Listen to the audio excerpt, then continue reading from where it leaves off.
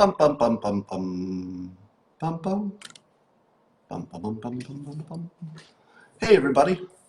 Yes, my sound is different today. I'm using a different device. A little technical difficulty, that's why I'm late. So I'm not using my microphone, I'm just using the built-in microphone. So your sound quality will be a little bit depressed today. Sorry about that. But it's still going to be an amazing day. A great day, really. And it all starts with a little thing called the simultaneous set.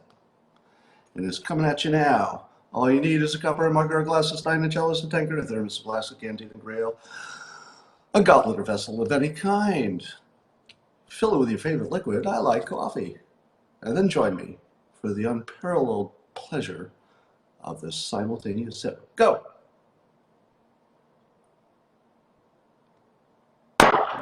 Ah!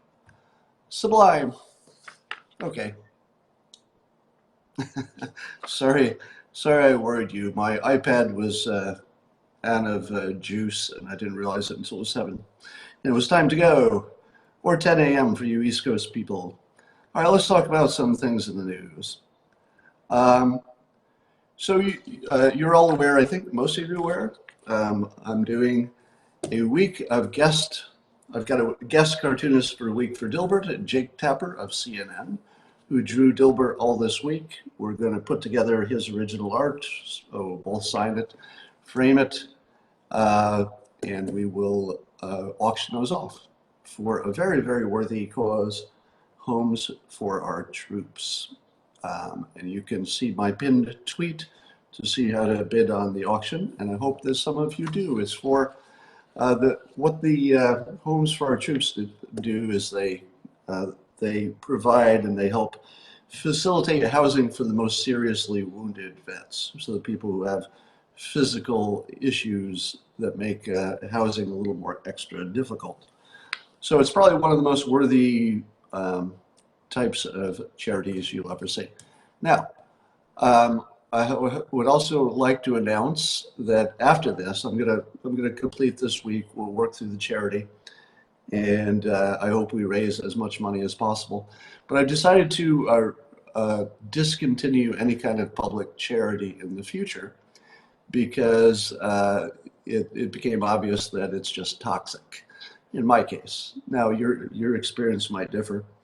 But in our current situation that's highly politicized, simply giving my own time and money away to worthy causes creates this weird pushback where people who are just deeply broken, just a lot of broken people in the world, crawl out of every rock. And I'm watching myself being accused of being a Holocaust denier. This all just happened in the last 24 hours. A Holocaust denier, people saying that I'm pro-rape and alleging that they can point to something that actually says that. They can't, obviously. And a number of other things that are so horrible that I'm not even going to mention them. There's some things that are worse than those things, if you can imagine. So, I did an experiment recently in which I was working with Bill Pulte, and they gave some of his money as an experiment to Mr. Gomez, who's one of the best teachers I've ever experienced, who's teaching in the LA area. And what part of the experiment was, I wanted to see specifically if I could do it in a way that was a mutually beneficial model. In other words, that the giver would get something. The giver in this experiment was me. And then the recipient would get something, in that case, $1,000 to buy school supplies, etc. And my hypothesis was, or I guess that's the wrong word, but the operating assumption was that if you could create a charity model where everyone wins, not just the recipients, but the givers, there's something that they get, that makes the experience worth doing, that they would do more of it, because more charity is better than less charity. What happened instead, and I was actually kind of surprised, is that the experience for the giver was so monumentally negative that I would just never do it again. And if you look through my Twitter feed, you can see what I'm talking about. It was so toxic that the giver is actually talked out of it.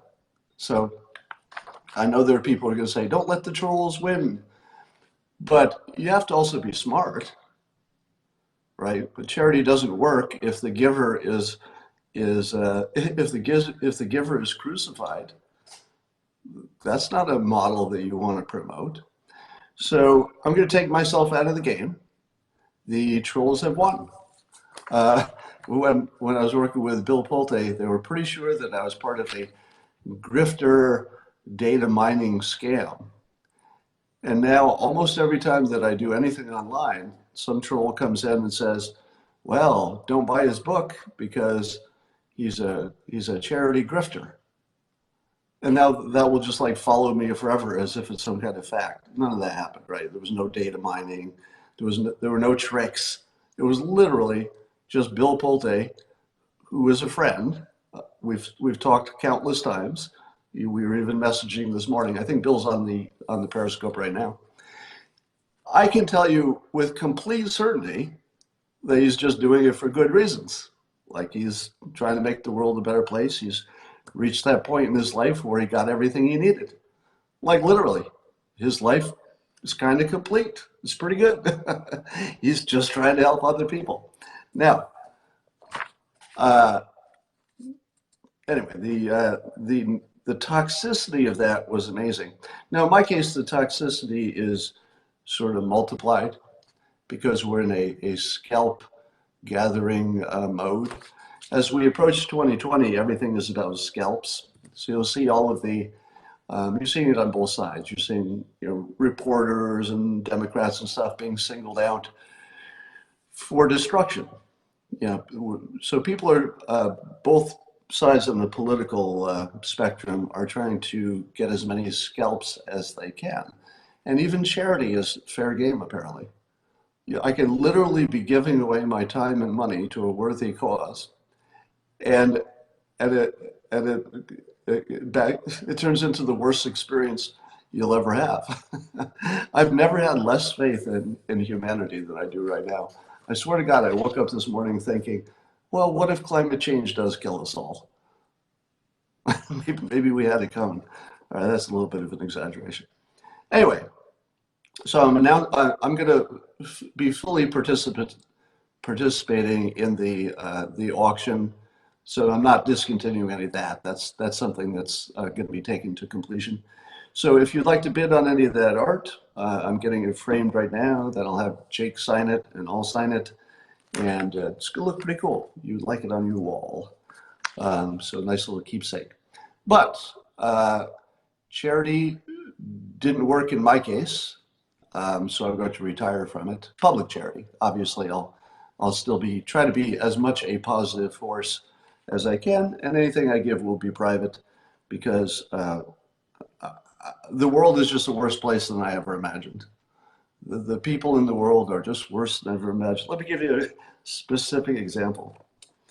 So, speaking of bad people, so Nick Gillespie, you know him from Reason.com. Now, Reason, as the name implies, they're not trying to be political. They're not Democrats. They're not Republicans. They are simply taking a place of, well, where does reason take you? Literally trying to use reason as the platform for deciding what we should or should not do. Now that makes them a little unusual, right? The people who say, hey, how about I'll just not take sides? Why don't I look at the facts? So that's what Reason.com is about. So Nick Gillespie is the famous voice of Reason.com. And I've done a little work with Nick, did some speaking, so I know him personally from just that. But Nick was retweeting my blog post, which was it was a letter to the children about climate change. I'll talk about that a little bit.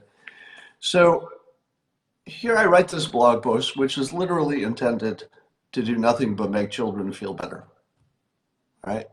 So that's the point. I wrote a blog post to make children feel less afraid, because this eco anxiety thing is actually a real thing. That's a real thing. You know, the reports yesterday is that kids are having actual literal mental issues because adults are telling them that the world is going to be destroyed. That's a real thing. And by the way, I can relate to it because when I was a kid, my generation were told that there was a pretty high likelihood we would die in a nuclear war. I had my parents built a bomb shelter in my house. I grew up in a house with a bomb shelter in the basement. By the way, I think my siblings might remember that differently, but I remember being told it was a bomb shelter, even if it wasn't. Um, and it wasn't the kind of bomb shelter that would protect you in a nuclear attack, but my father wasn't so good at science.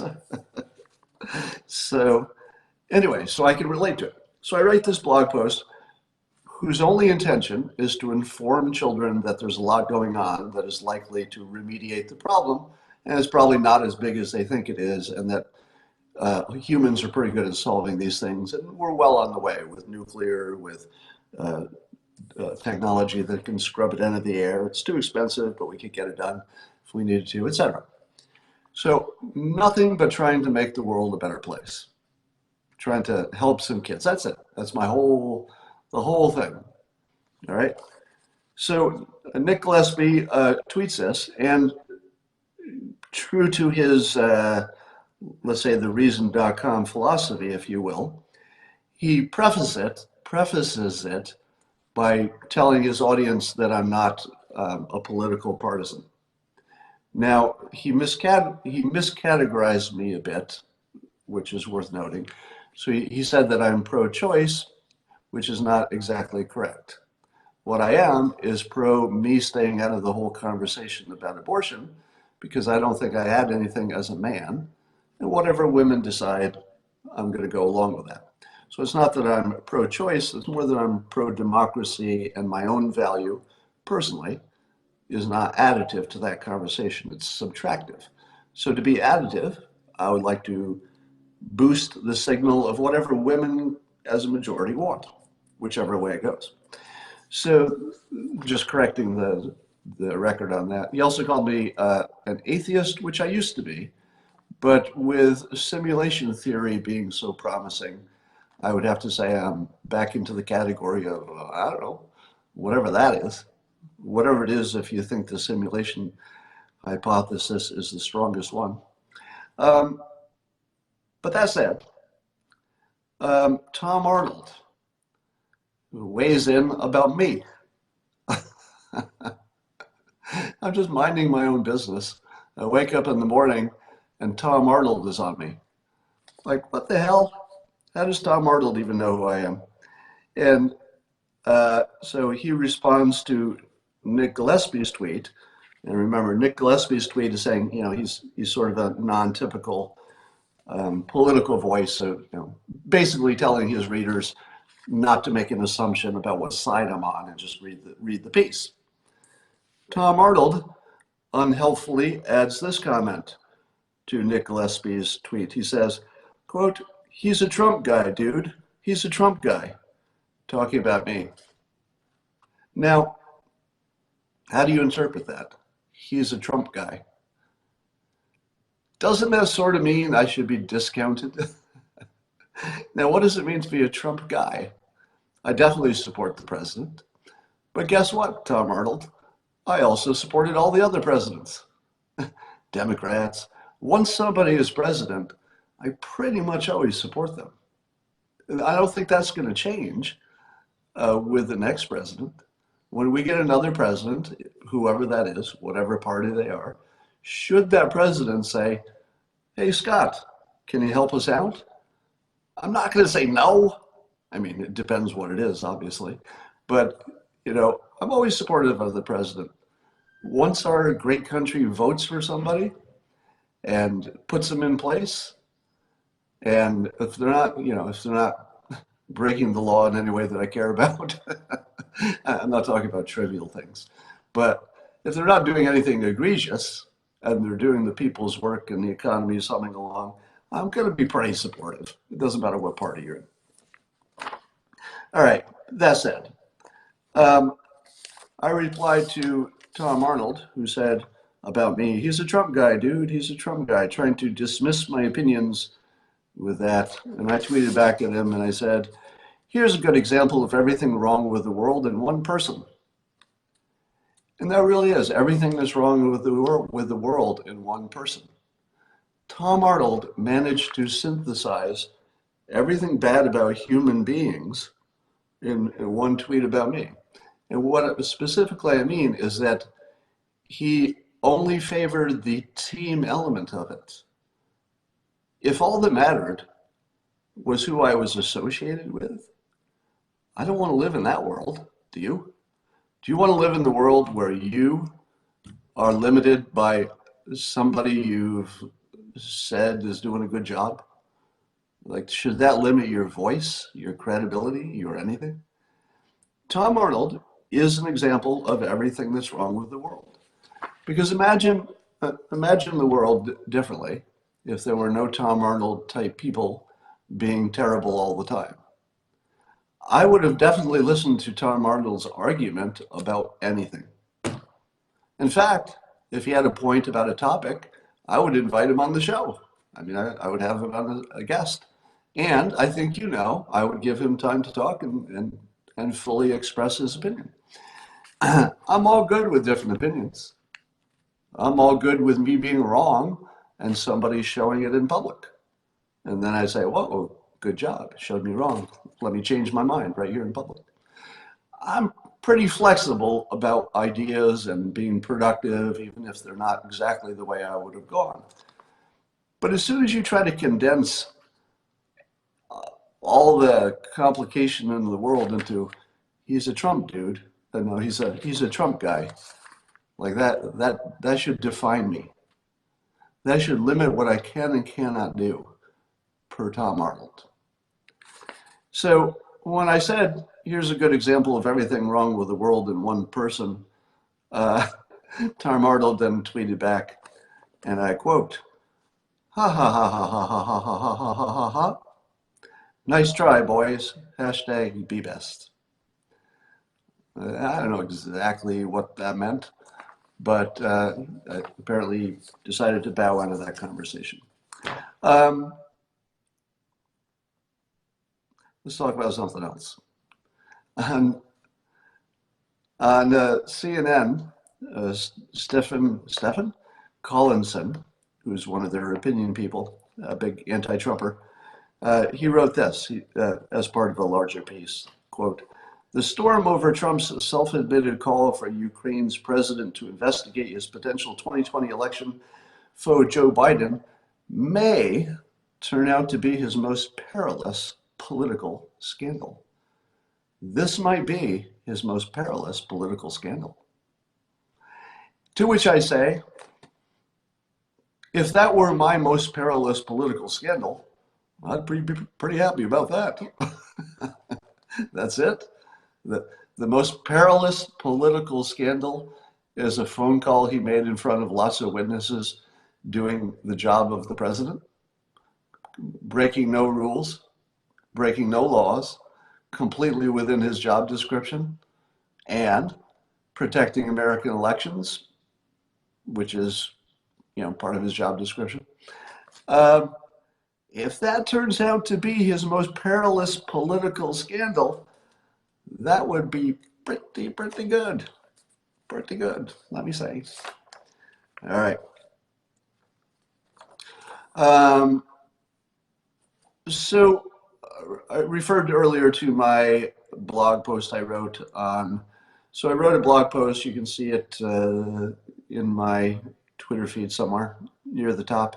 It should probably be in the top 10 at this point. It's getting pushed down a little bit.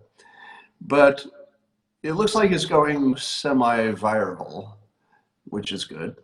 And what people are saying is that, well, a lot of people are saying it's the best thing I've written. And it's wonderful, and they're tweeting it around, and I like all that. But I think that I accidentally wrote something for adults by trying to write something for children. Because what I was trying to do is break down the situation. Climate change was the topic. and the risks of it into the simplest, quick statements about a number of topics, from, the new technology being less risky to, there's not a big problem with waste, to economics and stuff. I tried to keep it as simple as possible, but there is sort of a natural limit to how simple you can get on that kind of a topic. You can simplify to the point of being ridiculous and nobody learns anything. So I simplified as much as I could, trying to make it sort of a 14 and older thing, but not every 14-year-old. Sort of the Greta Thunberg type of, 14 and over, in the sense that she's part of I assume, one of the smarter kids. So I was trying to write something for the smarter kids, and maybe something that the adults could read to them. But I think I missed my mark, because a lot of adults were noting that it seemed perfect for them. So that's a good lesson. There's no limit to how simple you can make writing.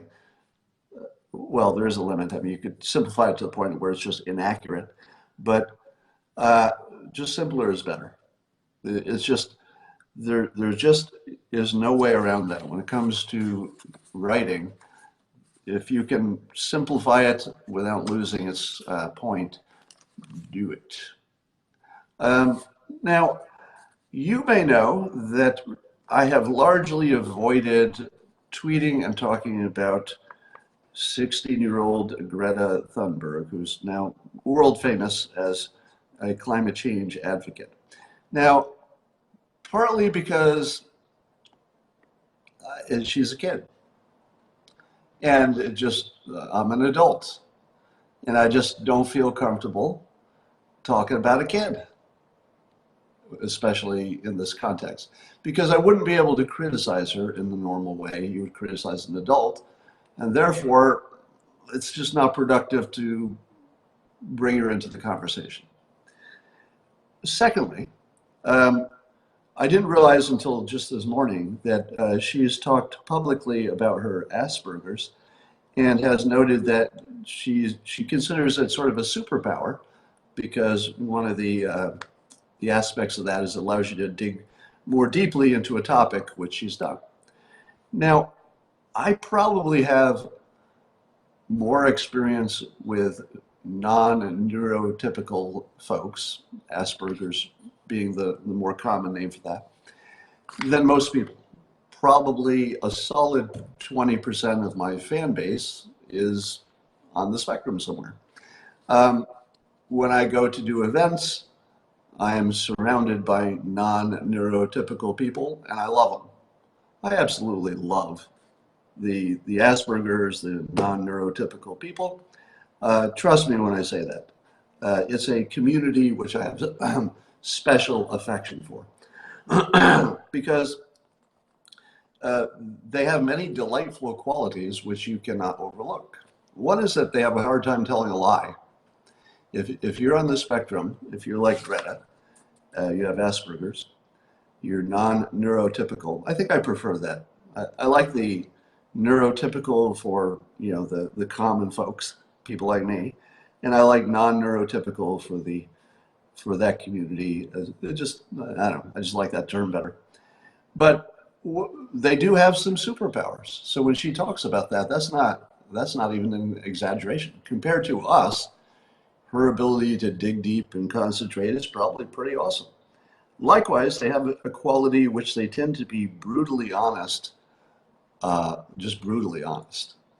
I like that. I mean, it can be painful, can be a challenge, but I kind of like it, right? There's something you can respect about that. So I'm a big fan of the non-neurotypical environment, and to be fair, they're big fans of Dilbert quite often. And so it's a mutual love. So I have a special affection for Greta that many of you do not share. So let me start with that. So I have an affection for her because she's a child. She means well. And I believe that everything that she says, partly because of the, non-neurotypical element, I believe she's an honest player. Now, honest doesn't mean right, of course, but I believe that it's almost incapable for her to be dishonest because that's part of her superpower. Um, but let me complete the thought here, because she's, like a lawyer at trial, she has introduced this variable into the topic. It's not anything I would have ever introduced into a topic, but she did, and quite rightfully calls it a superpower.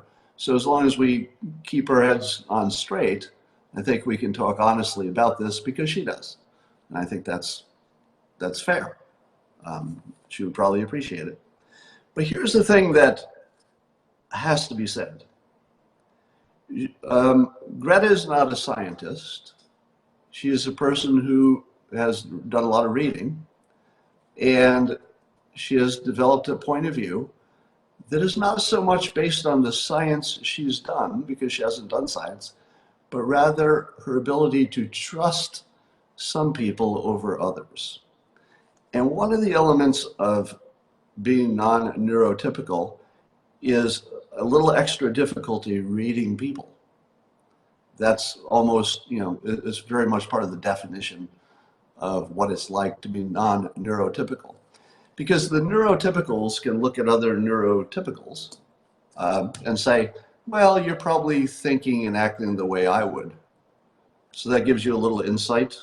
You're like, well, if I would have flinched, then I see you flinching, that probably means something. If I would have grimaced then and I see you grimace, that probably means something. Because if I were grimacing, and I see that grimace.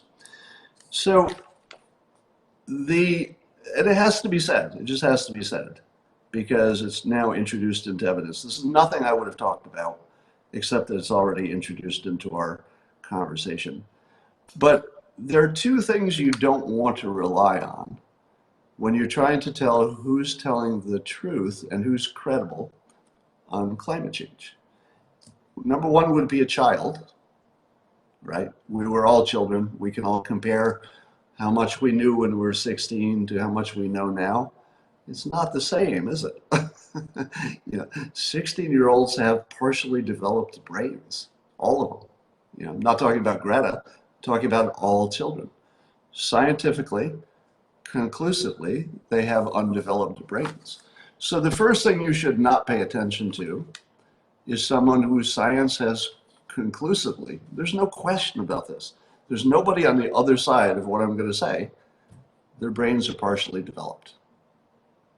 Secondly, if the specific problem is you're trying to figure out which group of disagreeing people to believe, I'm not sure you want to go with the non-neurotypical opinion on that. Because the non-neurotypical should, just by definition of what that means to be non-neurotypical. Here I don't mean this as an insult. Remember, I have great affection for this community, as they're tend to be big Dilbert fans, and I love them a lot. Spend tons of time with non-neurotypical people, and I can say I enjoy it pretty much every time. You have to say, and I think the community would say this of themselves, that one of their challenges is reading people.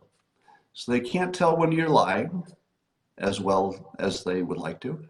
And they're a little bit distrustful of things that they should not be distrustful of. Because they're just, that's the one thing where their superpower doesn't work. It's sort of like their kryptonite. So I would agree with Greta, who says it's like she has a superpower with her Aspergers. That's a real thing. I believe that her power to concentrate and focus is powerful, and I'm glad she recognizes it and uses it. But I'll just put that out there. All right. Kyle Bass, who is a big anti-China guy that I follow, and you should too, because it's a real interesting voice on China's badness. He used a hashtag today. Well, I'll tell you why first. He showed a video which appears to show China with hundreds of Uyghur minority folks who have their hands bound and their heads covered, sitting in rows and being led off to camps. Think about this. Hundreds and hundreds, it's an actual video, and it looks real. I mean, you can't trust even video these days. But my judgment is it's probably more real than not. And it looks like an actual Nazi roundup. Now, we in America like to call everybody a Nazi. In fact, little Greta was being compared to a Nazi online because she has pigtails, and there was some Nazi icon that had pigtails, and totally unfair. Totally unfair. Just like I rail against people saying that Trump is Hitler because it just minimizes what a Hitler is. All right, it's not even close, right? Likewise, if there's something about Hitler that reminds you of Greta, that's not fair. Can we keep Hitler out of normal political conversation? But I'm going to make an exception for China. If you are literally rounding up a minority, and it's on video, and we can see it, we don't have to guess anymore, assuming that video is real. I think it is. We're watching it. We're watching another Holocaust. It's an actual literal Holocaust. Now, you might say they're not killing them, but they're certainly not letting them live a free life like a regular person. So they're killing them in a sense. I mean, their hearts might still be beating, but they're basically taking their lives away. You could argue that, well, that's not as bad as the Nazis. Well, not yet, but how many of them are there? Yeah, and then there's the question of organ harvesting. I don't know much about that, but it doesn't sound good. So I saw this hashtag, which is hashtag China with ZIS added, so it becomes Chai Nazis. And I thought, well, that's clever. And so I'm watching the actual current video of a country that we're doing trade with who is shipping us fentanyl and killing tens of thousands of our people and doing nothing about it while we're asking them to stop it, doing nothing about it. At the same time, we're watching video of them literally going full Nazi, literally rounding up a minority, handcuffing them, taking them to camps, trying to snuff out an entire minority. We're watching it, like actually there's video. I have to admit, I've been hearing about the Uighurs and was troubled by it, but when you see it, your brain just goes, because as I've told you so many times, the visual element just completely reorients your head. When something's a concept, it's easy to ignore. It doesn't have purchase in your brain. But as soon as you put it in a picture, damn, that picture, again, it must be demonstrated to our satisfaction that that's a real video and we know what we're actually seeing. It's not some kind of mistake. But assuming that's real, we have to discontinue all business with China, period. Otherwise, we're just abetting the Nazis. And by the way, Israel, step up. Israel, step up. Right? How long have we had Israel's back? A lot, right? The United States. Part of it, well, a big part of it, is because the Holocaust, I guess the idea of it, the history of it, the impact of it, has a big impact on our current situation and how we see things. But I think Israel probably needs to say, we know what Hitler looks like, and there it is. You've heard the saying, never again. It's happening right now. Never again wasn't good enough. Now, they're not rounding up Jews, but I'll bet they would. If there were an equally sized Jewish community in China, I assume there's not. I don't know, but I assume there's not. Don't you think they'd get rounded up? Yep, absolutely. because they would have a belief system that was incompatible with the bosses, I guess. Now, it could be that the Uyghurs may have some Sharia thoughts that give them a little extra reason for the Chinese government to be worried. But their worry cannot justify rounding up an ethnic community as they are. So, at this point, I would say if we do make a trade deal with China, we should be ashamed of it. Yeah, we should feel what's the deepest level of shame that you should or could feel? I believe the deepest level of shame would be to let the Holocaust happen again right in front of you. Can you think of a deeper shame than that? What, reinstituting slavery? What would be a deeper shame than doing business with a company that's sending you fentanyl by the barrel, killing tens of thousands of our people right in front of us? They're not even pretending to stop it anymore. At the same time, they're going full Holocaust. We're going to trade with them? Seriously, would you? Would you ever buy another Chinese product if you knew how to avoid it? All right, so I'm going to press again. We need to have a law absolutely requiring at least Amazon and maybe Walmart or something, at least the big companies. We need to be able to label their products so that we know what is coming from the Holocaust regime. China is a Holocaust regime now. Like I'm just going to say it. They've gone full Holocaust. Right in front of us, right under your nose, and now we've got actual video of it. So you can't pretend anymore. You can't put it off anymore. We can no longer do business with China. I don't support any trade deal, period, under their current conditions. All right. Let me tell you about really, really, really bad customer service. Every company has these customer loyalty programs, and sometimes they just help you. The company gets something from it. They get your data, your purchase data. They can track you. You don't care because it helps you. You get discounts. Everybody wins. But I'm going to call out one company that has the most abusive customer program I've ever seen. It's CVS. Now, CVS is an enormous, it's one of the biggest companies in the country with their drugstore product. Now, the stores themselves are excellent.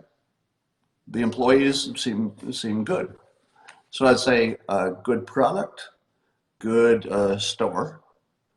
Employees are great. So I have lots of good things to say about CVS, and I frequent them often. But they have a customer loyalty program that is designed, it seems, to screw the customer. And I can't leave that store without being incensed. 100% of the times I shop at CVS, I'm happy I got my little products.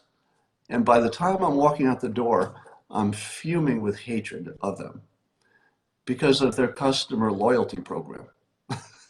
They have a customer loyalty program that makes me hate them with the heat of 1,000 suns. Here's why.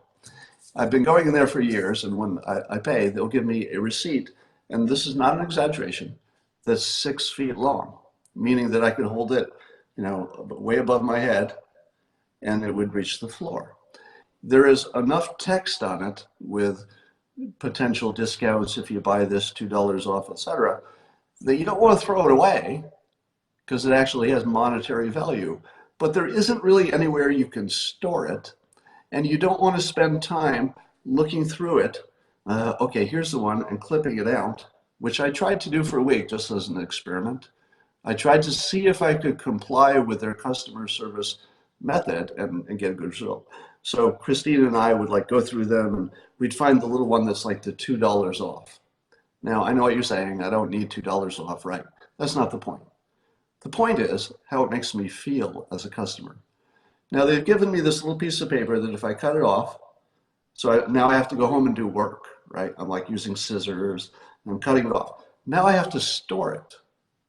Then I have to remember to bring it to the store. And where do you store this little ripped off piece of paper? And what about all the other discounts that I could have used? If I buy Visine, that was one of the things. And if I buy some soap, that was another discount. Do I put a 3-ring binder together so that I'll remember all my discounts and then leave it in my car just in case I go to CVS? So I tried this new plan of trying to comply with their program so I could get those discounts. 5 trips in a row, I walked past the clipped out discounts that were sitting in my garage so I would not forget them, walked past them, got in my car, drove to CVS, and then flew into a rage because I was paying more than I needed to because my coupons were left at home 5 times in a row. Because I'm not going to keep them in my car and I can't remember to pick them up. So I have this just fuming rage at CVS because of their system. So they made the mistake of sending me emails after my last several purchases asking me for my opinion on their customer service. So I took a few minutes to give them my opinion on their customer service. Now, to their credit, I got a response. So yesterday, their customer service people wrote back very, I'd say promptly, professionally. Again, full credit to that group. So whoever wrote back to me, good job. And actually offered a specific suggestion and then also offered to talk to me. So I did email back and I'm going to talk to them today if we connect. Don't know if we'll connect yet. But, and then she suggested in her email that all I had to do was tell the cashier to transfer me to a digital receipt. And I said, what? All I have to do is ask the cashier to transfer me to permanent digital receipts, and then I'll have it all digitally. And I'm thinking, problem solved. Once it's digital, all of my manual effort of scissors and remembering to take and everything is gone. All they'll have to do is pair my earned discounts, because they'll know who I am. They'll know what discounts I earned. They'll pair it with my purchases. Bam, perfect. But why didn't they ever tell me that, right? So I go into the store that same day just to test it. And I said to the cashier, and by the way, here's the other good thing that CVS is doing. Several of their workers, at least locally, I think are in their 80s. So it seems that they're consciously hiring senior citizens, and they're doing great work. You know, all of the, and I'm serious. I think about 80, late 70s, maybe 80 years old, some of their cashiers, and they're doing great work. So good for them. So CVS, I have a lot of good things to say about CVS, but not this. And so here's the kicker. I say to the cashier, I'd like a digital receipt. Can you sign me up for that? Very efficiently, she says, yes. Goes to her little machine, pushes a few buttons, and then she says, with no effort whatsoever, she goes, now you're on digital receipts. So you'll get an email of your digital receipt every time you buy something instead of the paper. I'm like, that's great. And I go, and then what do I do with them? Do I have to print them out? Because I'm thinking, okay, that only solved a little of it. I'd still have to print it out and cut it with scissors. How does that work? She goes, no. You don't have to print it out. You don't have to print it out. I'm like, all right. Now we're talking. She goes, the email will have a link, and then you can click the link, and that will connect those purchases to your account, and then those discounts will be available to you. And I said to her, why is that step necessary? You know who I am, so you know what I have purchased and what I've earned in discounts. You also know exactly what I'm buying next time. That data will all be visible at the same time. Why is it I have to click that link to make my discount effective? And so I said to her, you're doing that to make me forget, right? That's the whole point of it. The whole point of it is to make me not do that, to lose my fucking discount. You absolute cunts. I didn't say that. Those are the things I was thinking in my head. I was saying, I've never been more angry at your fucking company. CVS, you pieces of shit. It could not be more obvious that your entire game is to make us not use your goddamn fucking discounts. You're doing it right in front of me. You're doing it in my face. You're abusing me. And you have a fucking monopoly on the goddamn uh, drugstores around here, so I can't even use anything else, really, not in a practical way. CVS owns my old goddamn town. You fucking assholes. You fucking assholes. All right? And does anybody else have exactly the same feeling when you go to CVS? Am I wrong? Don't you have the same feeling? This is actual just customer abuse. And it's so in your face, like they're abusing you so obviously. I can't do anything but have red hot hatred for their brand. And keep in mind, everything else they do is pretty darn good. The employees, lovely. I've never had a bad experience with an employee there. Their store layout, the products, even the prices, not bad. But man, their customer abuse program, they need to be all fired. I mean, everybody there needs to be fired. Now, let's be honest. The number of discounts that people fail to claim, given the size of that company, let me put a number on it for you. $100 million a year, maybe? I'm just guessing because it's a multi-billion dollar company. How many people like me don't bring in their receipt and hate that fucking company every time it happens? Not the only one. Let me give you a analog to that. I used to work at the local phone company. One of our most profitable business lines of business was people not paying their phone bill on time because they would be penalized. So we would make it not that easy to pay your phone bill on time. We could have made it, there were some plans floated to make it a little easier to pay your phone bill. What did we say in Pacific Bell? Not me personally.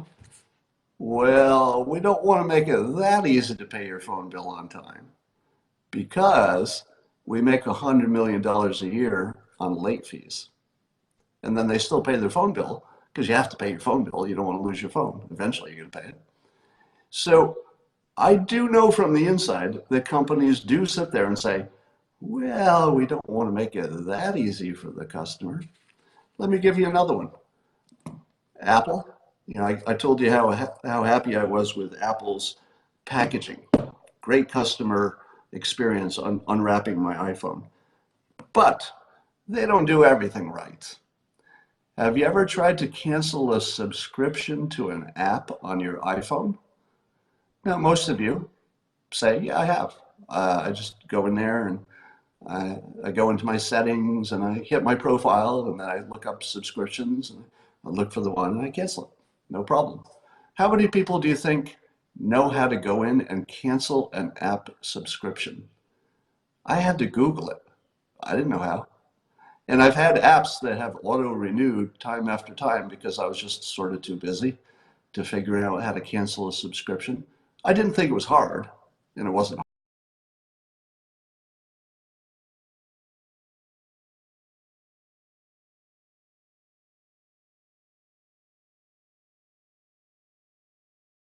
And I will talk to you all later.